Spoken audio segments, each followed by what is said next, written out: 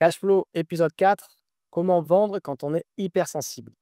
Aujourd'hui, avec Ludivine, salut Ludivine, on va Salut.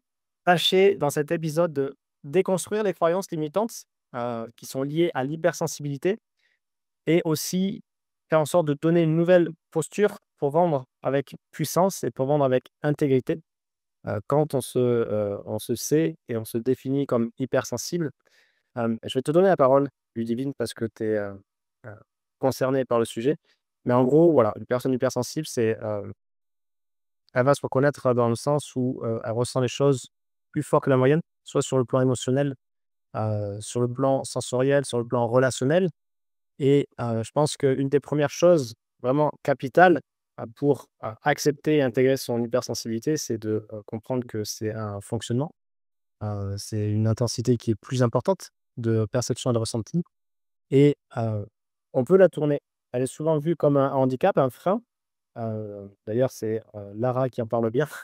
Ouais. Mais quand elle est comprise, quand elle est entre guillemets «cadrée» ou bien intégrée, elle peut vraiment devenir une force immense et on va en parler justement avec toi. Donc vraiment, si toi tu nous écoutes et que tu te sais hypersensible, va jusqu'au bout parce que vraiment notre intention avec ce nouvel épisode, c'est justement de t'aider à mieux appréhender la vente. Parce qu'il y a beaucoup de croyances, encore une fois, qui sont décuplées quand on est hypersensible et vraiment t'aider à te soulager quelque part avec ça.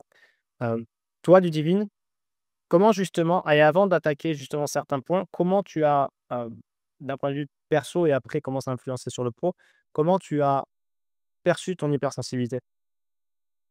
Hem, Au début, en tout cas, sur la vente, de manière générale, je l'ai perçue vraiment comme une faiblesse, parce que, bah, voilà, comme tu l'as dit, je ressentais beaucoup de choses, que d'autres personnes ne ressentaient pas.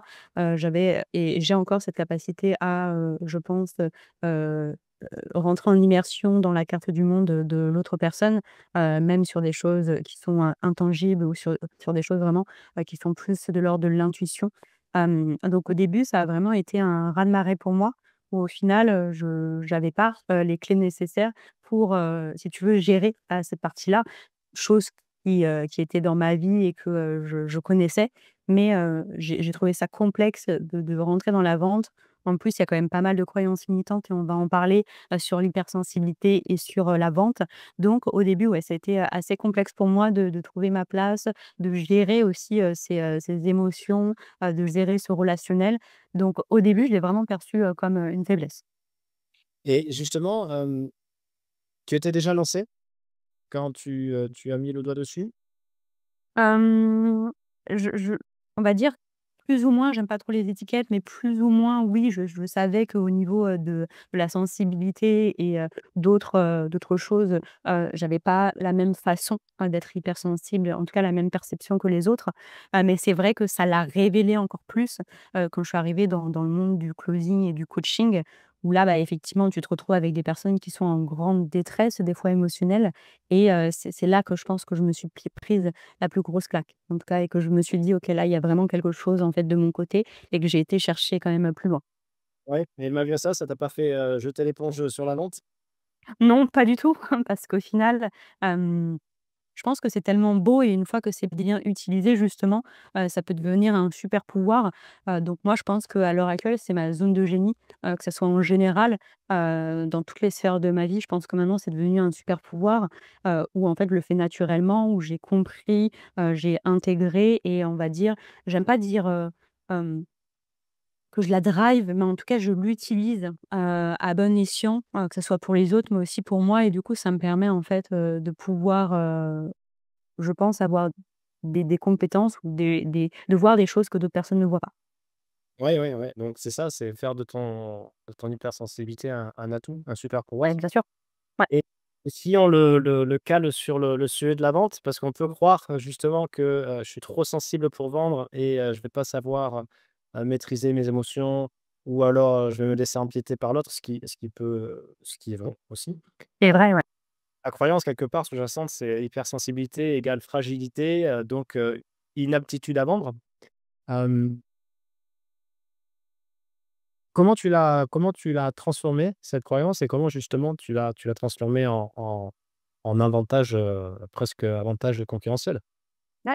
Bah, déjà, en fait, c'est de se rendre compte de la perception qu'on a de la vente. C'est-à-dire que si pour nous, vente égale, en fait, quelque chose de, pas sain et du coup de malhonnête, directement déjà on est un petit peu dans cette dualité de: «OK, en fait, je suis trop sensible, mais je vais pas pouvoir faire ça à la personne» et cetera.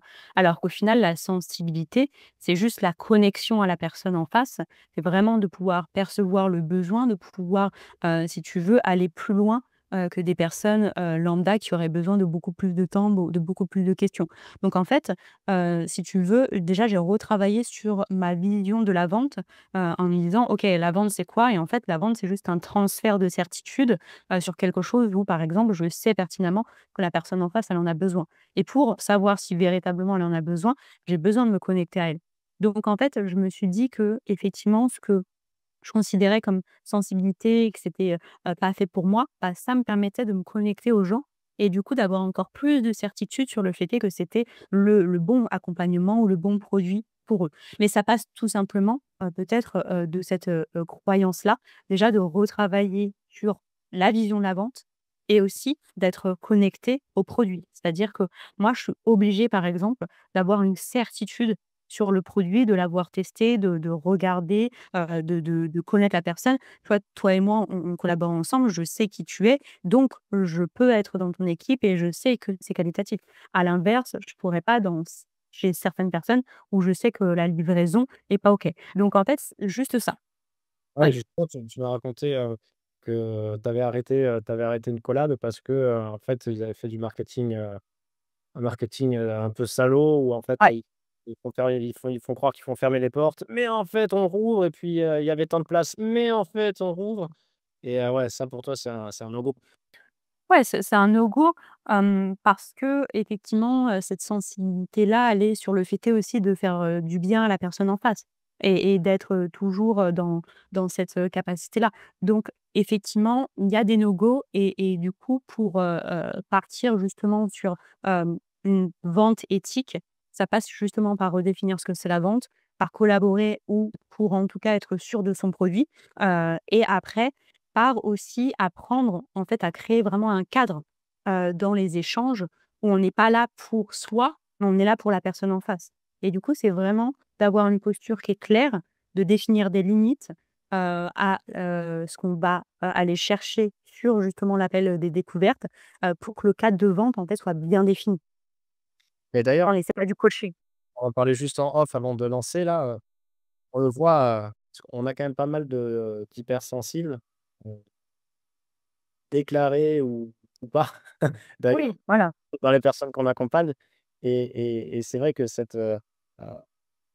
il suffit entre quelque part, c'est facile de les transformer en alors ça va pas être des closers, de niveau mondial qui vont enchaîner les challenges et cetera, mais pour leur offre, c'est entre guillemets, c'est facile de les transformer en bons vendeurs à partir Bien du sûr. moment où juste, il y a 2-3 shifts qui se font et on le voit avec les personnes qu'on accompagne où en fait, elles sont là: «Ah ouais, putain, en fait, c'est» et elles se prennent au jeu et elles adorent ça.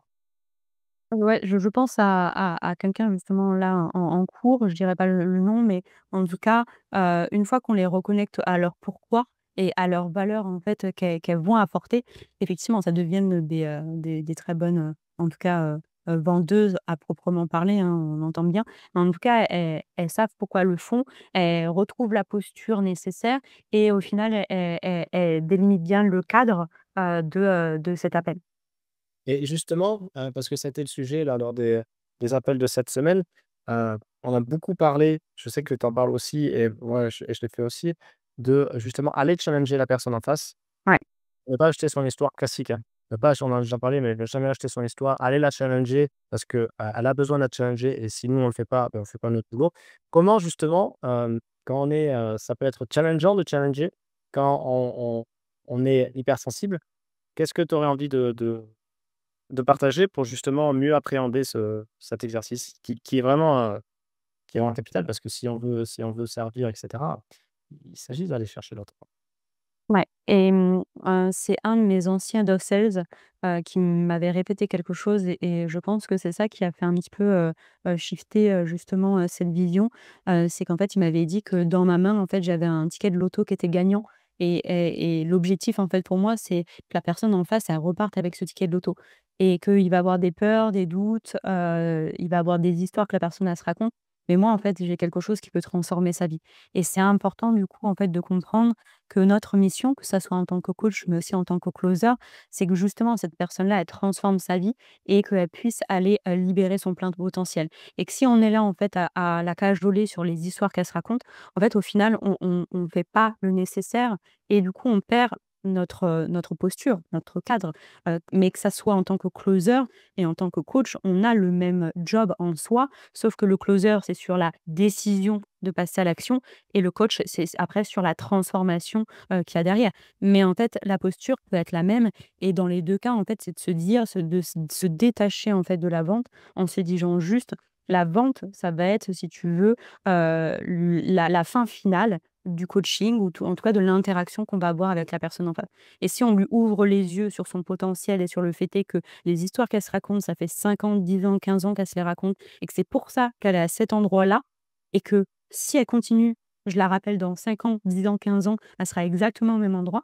C'est là, en fait, où on va créer, justement le déclic. Ouais, ouais, ouais, ouais, ouais et quelque part, justement, en se focusant sur l'autre, heu, bah, ça aide à se protéger soi aussi.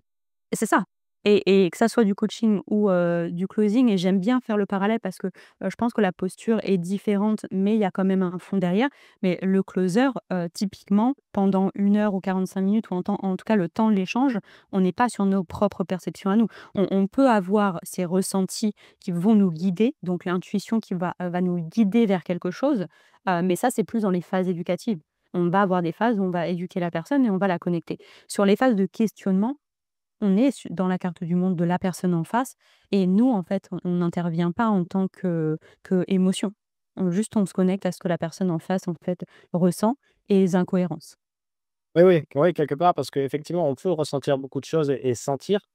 Je pense notamment à une personne qui est très bonne parce qu'elle est très connectée. Mais justement, s'en servir non pas pour déduire et supposer, mais peut-être même mieux à faire pour justement orienter les questions et faire en sorte de challenger la personne en face, quoi. Et Ouais, c'est ça le gros piège, c'est que j'ai vu beaucoup en tout cas d'hypersensibles, projeter ce qu'eux ressentaient au fond d'elles. Ça peut être, bon, hein, ça peut être effectivement le même ressenti, mais c'est pas comme ça que ça crée le déclic chez les personnes en face et chaque personne, on est différente donc en fait, le risque de projeter, c'est qu'on utilise des mots que la personne ne va pas ressentir et du coup, elle va pas incarner ce qu'on dit. Le plus important, c'est justement faire taire un petit peu nos propres, ressentis et être dans la compréhension de: «OK, mais comment la personne, elle le vit ça? C'est quoi elle, en tout cas ses émotions, ses sensations?» Et ça, c'est intéressant et à partir de là, on va venir questionner et tu l'as très bien dit, l'hypersensibilité, c'est un gros atout dans le fait est de questionner et de poser les bonnes questions. On n'est pas là pour déduire à la place de l'autre personne et pour, lui faire comprendre qu'on ressent exactement pareil. La personne en face en a rien à faire, je suis désolée de le dire, qu'on soit triste pour elle, qu'on soit, dans le même, voilà. comme le fameux, small talk au début où en fait on peut perdre trop de temps alors qu'en fait, OK, cut the crap et va droit au but. Mais justement, c'est intéressant parce que ça vient vraiment aller chercher ce deuxième point hem ouais, mais moi, tu vois, j'ai pas envie de forcer, j'ai pas envie de manipuler, j'ai pas envie de mettre la pression. Alors qu'en fait, oui, si c'est juste pour toi, si c'est cohérent, si c'est désolé du mot, mais si c'est aligné, Mmh. heu, en fait, justement, vas-y, quoi. Ouais, c'est ça et ça repose, hein, le premier point qui est, si ton produit il est qualitatif et si tu décèles que la personne en face elle est au bon endroit, donc ça veut dire un marketing qui est aligné et après un produit, qui est qualitatif. Il y a pas, de si tu veux, de mauvaises choses à manipuler. On voit souvent la manipulation comme quelque chose de néfaste, mais la PNL ça reste de la manipulation et en fait, les personnes en face, elles se manipulent elles-mêmes avec les histoires qu'elles se racontent. Donc après, il faut toujours que ça soit, pour la personne en face et non pas par rapport à nos besoins ou dans un but d'amener la personne vers quelque chose qui lui convient pas. Par contre, effectivement, je suis d'accord avec le fait de ne pas forcer une personne, c'est-à-dire que chaque personne a aussi des propres ressources et je pense que c'est d'identifier quand même, si c'est, le bon moment émotionnel pour la personne. Par contre, si la personne ne se met pas de pression, elle passera pas à l'action. Il faut qu'à la fin de l'appel, elle ait peur, qu'elle ait des doutes, parce que sinon c'est pas important pour elle et dans ce cas-là, elle serait pas sur cet appel. Oui, et sinon, c'est pas un appel de vente, c'est juste une Ça discussion. oui, c'est ça et dans ce cas-là, il y a pas d'insight, il y a pas de déclic et la personne, elle reste, au même endroit.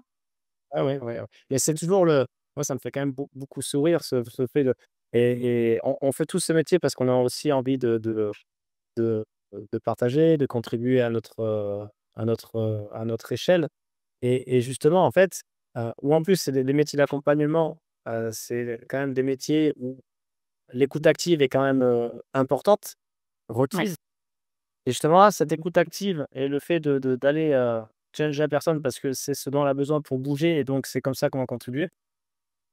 La majorité des personnes ne savent pas le faire, justement pour servir leur activité, tu vois? Dans le sens où, Mmh. putain, ils arrivent pas à écouter la personne en face dans, «Voici ce que je veux, voici, mes besoins, voici mes demandes, est-ce que tu peux m'aider là-dessus?» Tu vois? C'est marrant quand même de vouloir être, d'être altruiste sur la quand on livre, tu vois? Quand on fait notre boulot, mais passer complètement à côté quand il s'agit du reste, tu vois? Et parce que le focus, il est au mauvais endroit. Le focus, il est pas sur je découvre une personne en face de moi pour comprendre, qu'est-ce qui se joue en elle, c'est quoi les histoires qu'elle se raconte, qui fait qu'elle reste à cet endroit, en fait, qui la rend malheureuse. Généralement, le focus, c'est plus: «OK, je veux vendre» ou derrière, je vais proposer, une offre commerciale et on le voit beaucoup chez les coachs, chez les thérapeutes, cette capacité d'écouter, en tout cas, en coaching et pas du tout dans les appels de vente où, effectivement, elles projettent, elles vont poser des questions mais qui ont rien à voir, et elles sont pas du tout dans cette, écoute, active et effectivement, elles sont orientées, produit et du coup, chaque, question, c'est plus pour savoir et pour orienter vers leur propre produit, et non pas pour découvrir la personne en face. Et justement, heu comment tu qu'est-ce que tu dirais justement aux personnes donc hypersensibles donc plus sensibles sur les retours des autres, sur la gestion des objections justement? Ouais, Heu, moi la voilà, prendre chaque objection ou refus personnellement, douter de soi, se remettre en question, alors que bon, en fait, il s'agit jamais vraiment de soi. Et comment est-ce que de partager sur ça? Je vais donner une petite anecdote du coup, sur moi où effectivement au début, de mes appels, en tout cas, au tout début, je prenais le non comme un rejet personnel. Où vraiment, genre je me sentais mal après, j'étais pas bien, je me disais que c'était moi qu'on avait rejeté et cetera. Alors qu'en fait non, la personne elle rejette, peut-être la façon dont je l'ai dit, elle rejette peut-être à ce moment-là, elle rejette peut-être le produit ou tout simplement, elle se dit non à elle-même parce qu'elle a pas encore, vu en tout cas que c'était important pour elle. Donc, moi, le plus gros conseil, ça serait, de rester focalisé et ça, je pense qu'on l'entend assez souvent, mais sur le processus et non pas sur, du coup, le résultat final. Et vraiment, en fait, d'apprécier, l'appel, d'apprécier l'échange, de faire le nécessaire, pour que la personne, elle ait justement, ce déclic. Les objections, c'est un jeu, c'est-à-dire que forcément, la personne en face va avoir, des croyances limitantes, des blocages ou tout simplement son cerveau qui va, créer des mécanismes de protection. Si la personne n'avait pas ça, elle serait en train de vivre sa meilleure vie et elle serait, potentiellement, très heureuse, je ne sais pas où, avec, des milliers d'euros sur son compte. Donc en fait, tout simplement, c'est de se dire: là, les objections, c'est en fait ce qui la bloque dans sa vie actuelle et à partir de là où on voit vraiment le fait est que si la personne, elle avait pas ces objections, elle serait justement dans sa vie de rêve, c'est là où le jeu commence parce qu'en fait, c'est un peu comme un puzzle ou comme quelque chose qu'on doit élucider un petit peu et qu'on doit réussir à comprendre. Mais qu'est-ce qui fait que cette personne pense ça à ce moment-là? Et une fois qu'on pense comme ça, en fait, on on se détache de la réponse derrière et on va chercher en fait, le fond, de ce qu'il y a, vraiment de ce qui se joue, dans la personne en face et ça m'a pris du temps, hein. Vraiment, j'ai eu du mal au début. Je le prenais vraiment personnellement et après en fait, j'ai changé ma perception et j'ai changé, si tu veux, les indicateurs de là où je regardais. Ouais, ouais et toi qui fait quand même du closing, voilà, sur des gros challenges, sur du trafic, on va pas dire froid parce qu'il a quand même été réchauffé, mais bon, tu te mets des bonnes missions avec beaucoup d'appels et cetera. Comment justement tu tu te prépares? Ouais, généralement, il y a quand même une phase de, méditation. J'essaye vraiment, de méditer le plus possible pour justement, rester quand même ancrée et ensuite, de pas laisser en tout cas mes émotions, reprendre, le dessus. Par contre, ce qui est intéressant, c'est, de voir et de noter, quand il y a une de mes émotions, une de mes croyances limitantes, quelque chose en tout cas qui refait surface. Juste en fait, je prends un calepin ou une note et j'écris la croyance limitante et en gros, je j'écris à mon cerveau, mais sur papier, comme quoi je vais y revenir. OK, j'ai vu qu'il y a ça qui a été soulevé, je vais y revenir et j'essaye comme ça de travailler après en me disant: «De quoi?» Tu restes à l'écoute quand même. Il faut rester à l'écoute parce que sinon, hem on l'avait dit sur le dernier échange, et c'est encore plus vrai, pour, l'hypersensibilité, c'est que, nos propres limites vont freiner potentiellement, notre capacité à accompagner les personnes en face à aller, chercher, l'inconfort et du coup aller chercher, les douleurs, les blessures et si nous, on n'est même pas à l'aise d'aller chercher nos propres blessures, douleurs, en voyant ça comme quelque chose de positif, bah, dans ce cas-là, on va le voir comme quelque chose de négatif et c'est là où on peut pas aller faire le travail en face. Tout est une question de perception. Si on voit que d'aller challenger la personne jusqu'au point où la personne se rend compte que sa situation est vraiment douloureuse et que c'est le moment, bah, là, en fait, on a créé un déclic chez la personne en face et ça, c'est positif. Mais certaines personnes le voient comme quelque chose de négatif. Ouais, tu dis, tout est question de perception. C'est ça. OK. Ouais, donc là, pour terminer, avec quelle perception, sur quelle perception tu les inviterais à vers quelle perception tu les inviterais à aller alors? En tout cas, pour les personnes, qui, vendent, leur offre, vraiment, moi, je les inviterais tous les jours à se reconnecter à ce qui va changer, chez, leurs clients. Donc à se reconnecter à ce qui a changé déjà chez leurs, clients ou potentiellement chez leurs amis, s'ils n'ont pas eu déjà de clients, mais qu'ils ont eu des amis et de voir, en fait, leur capacité à transformer des vies et moi, je reste vraiment, en fait, quand ça va pas, quand je sens que je perds un petit peu, mon énergie, en fait, c'est tout simplement mon mantra, c'est que je me dis: «Je peux pas laisser une personne, en fait, partir d'un appel et sans s'autoriser, en fait, une seule fois dans sa vie à être heureux, épanoui». C'est peut-être pas le moment, mais en tout cas, moi, je vais faire en sorte que même si c'est pas avec nous, la personne, elle reparte avec une petite graine et peut-être que dans 1 an, elle va émerger, mais au moins, j'aurais contribué à ce qu'un jour, elle soit épanouie. Tu auras fait ta part du boulot. Voilà, c'est ça. C'est un peu comme le colibri, hein, voilà, qui va mettre sa petite goutte et que tous les animaux regardent en disant: «Tu ridicule». Au moins, moi, j'ai fait ma part et au moins comme ça, j'aurais tout donné. Ouais, ouais, ouais, ouais. Ouais, super, super. Tu as une dernière chose à rajouter avant de conclure? Est-ce qu'on ferait pas, juste, si tu veux, les, 3 clés justement, pour, Ouais, justement, là, qu'est-ce que tu aurais envie de là, 3 clés rapidement, avec quoi ils peuvent repartir ouais, pour, ouais? closer mieux et vendre plus facilement et surtout avec confiance et ouais, ouais, plus de façon plus relax. Ouais, moi déjà la 1re chose, c'est que dès le début, c'est quand même de faire une trame, claire et structurée. Donc c'est pas un script, mais c'est une trame. Moi, je sais que, ce que je fais, c'est que généralement, je pose toutes les questions, par écrit, pour avoir une vision claire et nette de là où je veux apporter enfin, de là où je veux amener la personne.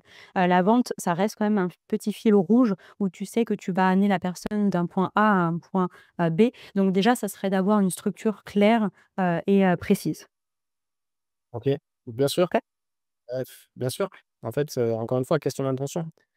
Si ça mais dans toutes les actions, s'il y a pas d'intention, en fait, qu'est-ce que tu fais? Tu te dérives. Donc effectivement, si c'est un appel de vente, quelle est mon intention? faire en sorte de le qualifier pour savoir si, s'il est bon pour mon offre, si c'est le cas. OK, par quoi qu'est-ce que je dois savoir? Où est-ce qu'il veut aller et cetera, quoi. Donc ouais, bien sûr. Ouais. Et à l'époque, c'est toi qui me l'avais appris parce que quand je commençais le closing, c'est à ce moment-là du coup, que tu m'avais accompagnée. Mais c'est vrai que c'est toi qui m'avais, dit que, si on n'a pas un point A, un point B, un fil conducteur, en fait, on se perd. Et c'est vrai que, je l'ai, du coup, mis dans le closing et c'est vrai, ça m'a beaucoup aidé justement, d'avoir, ce fil conducteur. Mais partout, en fait. Tu vois, si tu commences à y jouer, c'est en fait, en micro et en macro, tu vois, sans être un contrôle fric de l'objectif et cetera, mais si tu prends la voiture et que, tu sais pas où tu vas, qu'est-ce que tu fais? Ouais, c'est ça. Mmh. Hem, Non, totalement. OK, deuxième clé? Ouais, ça serait, bah, de travailler sur la posture et du coup, d'être, vraiment aligné avec, ce qu'on apporte au client. Donc, en fait, c'est nous l'expert et on sait, en fait, ce qui est le mieux pour la personne en face. Sinon la personne, elle serait déjà au bon endroit. Il faut vraiment avoir, Ouais, ce ça vient si sur il y a des doutes à évacuer, des questions et que on a besoin de se rassurer tout le temps. mmh. Aider, cadrer, rassurer, tout le temps, tout le temps. Ouais et le troisième. Hem, Ça serait d'être aussi dans la spontanéité. Hem La vente pour moi, ça reste une vraie conversation. Alors c'est pas une thérapie, c'est pas un coaching, mais ça reste quand même, une conversation. Mais l'objectif, c'est d'avoir une décision claire à la fin et de mener en fait la personne à prendre la meilleure décision possible.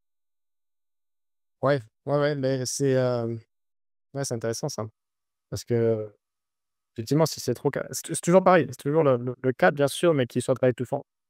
Parce sinon ça va être trop de pression. Comme, on peut dire ça aussi du setting, tu vois? Où effectivement tu peux bosser le setting, être technique, mais en fait, il faut pas oublier que quand tu converses avec des gens sur Messenger ou en DL, bien sûr que ça reste spontané. Mais encore une fois, parce que tu as la structure, parce que tu as l'intention et parce que tu as la posture, quoi. Et après, bien sûr, ouais, ça reste spontané. Tu vois? C'est toujours les 2 quoi. Tu veux un pied dans l'ordre quelque part et un pied dans le chaos. Parce que si c'est les 2 dans le chaos, c'est le bordel et si c'est les 2 dans l'ordre, c'est trop rigide. Il y a pas la magie, ouais, il y a pas la magie et en fait, il faut que ça soit un mix, des 2. On laisse quand même la spontanéité de la personne, mais on n'oublie pas. On est là pour que la personne, elle prenne une décision. Mmh. Ouais, ouais. Ah, c'est beau ce que tu dis, limite. OK, bon, super. Merci beaucoup. Super, Et merci. c'est un beau sujet. Voilà, si vous avez des questions ou des retours à faire, on dira ça avec attention et on reviendra vers vous. Merci Lydie. Merci À à toi. Très bonne journée. Ciao.